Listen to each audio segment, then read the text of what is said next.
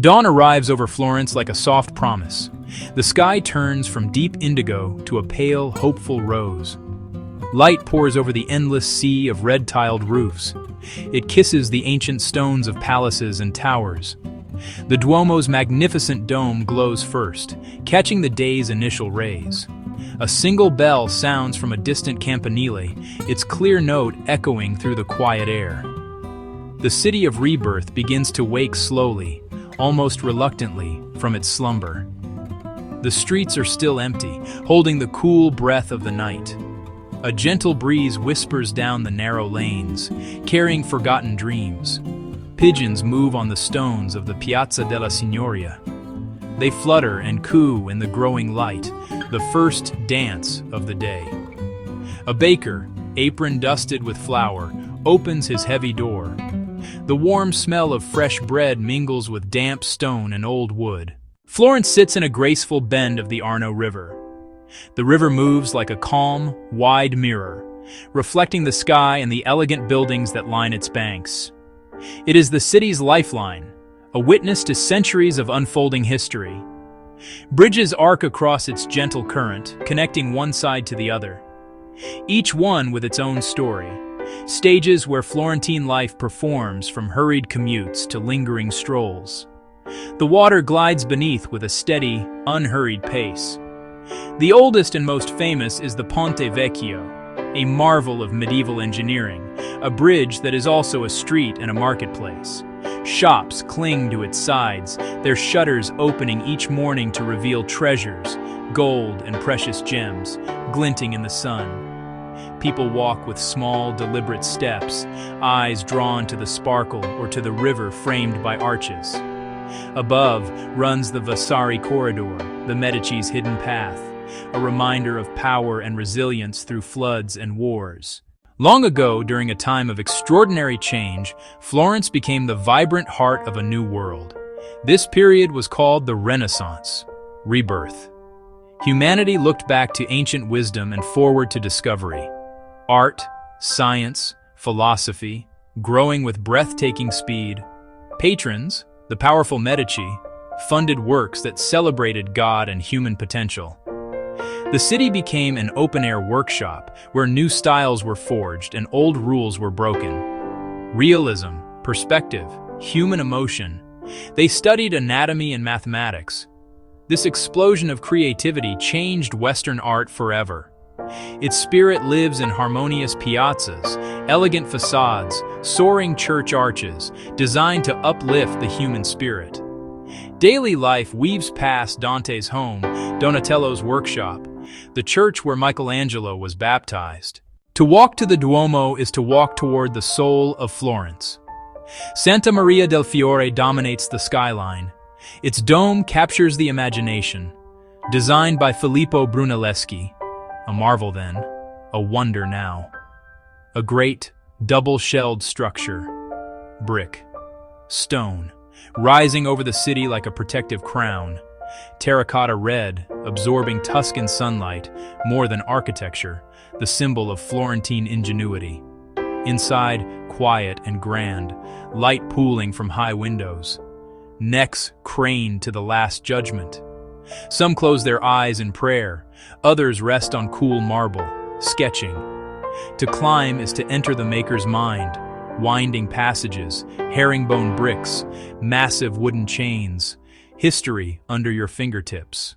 Near the Duomo, along the Arno, the Uffizi holds treasures like a long river of light.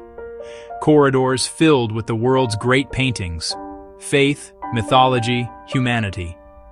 Botticelli's Venus floats, the embodiment of grace, of beauty. Leonardo's figures emerge from shadow with enigmatic smiles. Colors still astonishingly bright after centuries. Faces feel alive, eyes follow you. The halls smell of old wood and ancient canvas. Voices hush in shared awe, a child's wonder at a golden halo, an old man recalling a teacher's lesson. A soft violin from a nearby piazza threads through the rooms. The Uffizi is not just a museum, it is a pilgrimage for lovers of beauty. A short walk away, the Accademia holds Michelangelo's David.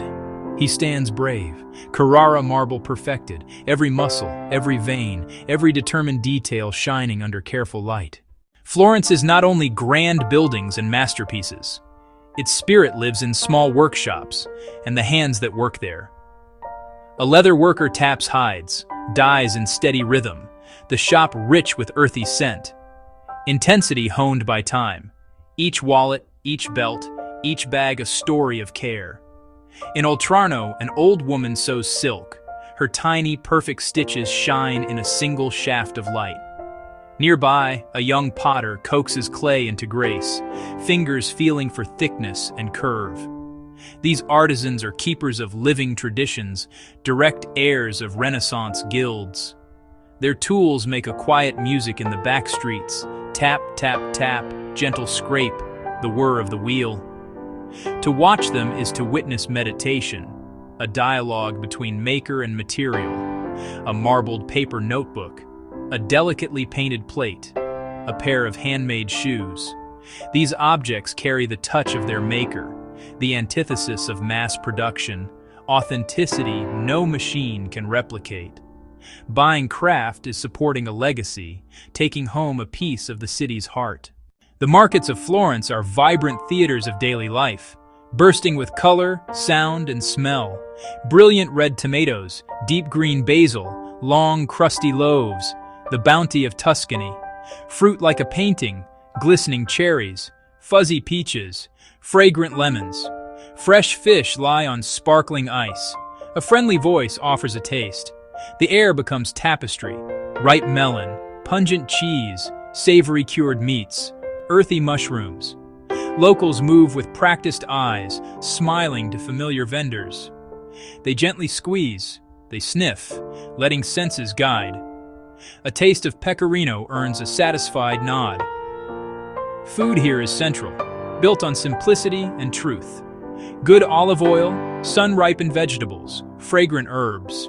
Lunch takes its time. A plate of pasta, slow-cooked tomatoes, garlic, basil, peachy with ragu bringing a warm smile. Simple glasses of Chianti, soft talk, shared laughter, joy in good food and company. In the evening, the city's pace softens. Cafes glow, the dark, rich smell of espresso hangs as people gather. Gelato gleams like jewels. A line of children, a line of adults, choosing with care.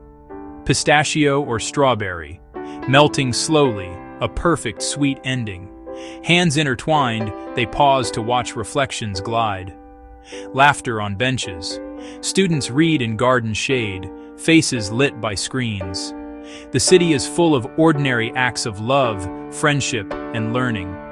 Life is lived in public, a shared sense of community. Music moves like a soft wind. A violin's mournful melody floats over the Arno. From an open window, a piano echoes through galleries and under cool porticos, making every scene feel tender. Masters and apprentices, teachers and learners, each person carrying a small part of the past. At sunset, Florence transforms into a living painting.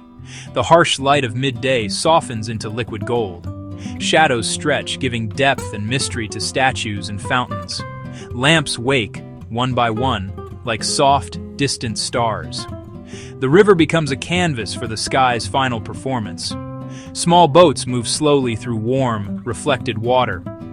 The Duomo deepens to umber, a noble silhouette. From above, red tiles, narrow lanes, slender towers, Brunelleschi's dome at the reassuring heart. The river draws a dark, shimmering ribbon through the city. Below, people walk home slowly. Some sit to watch the final light, content within immense beauty. A calm voice speaks like memory. Art lives not just in galleries, but in every stone, in every archway. In food that carries family stories and the taste of Tuscan soil. In those who teach and learn, who create with their hands and hearts. Florence belongs not only to the past. It breathes, reborn each morning, remembering each night.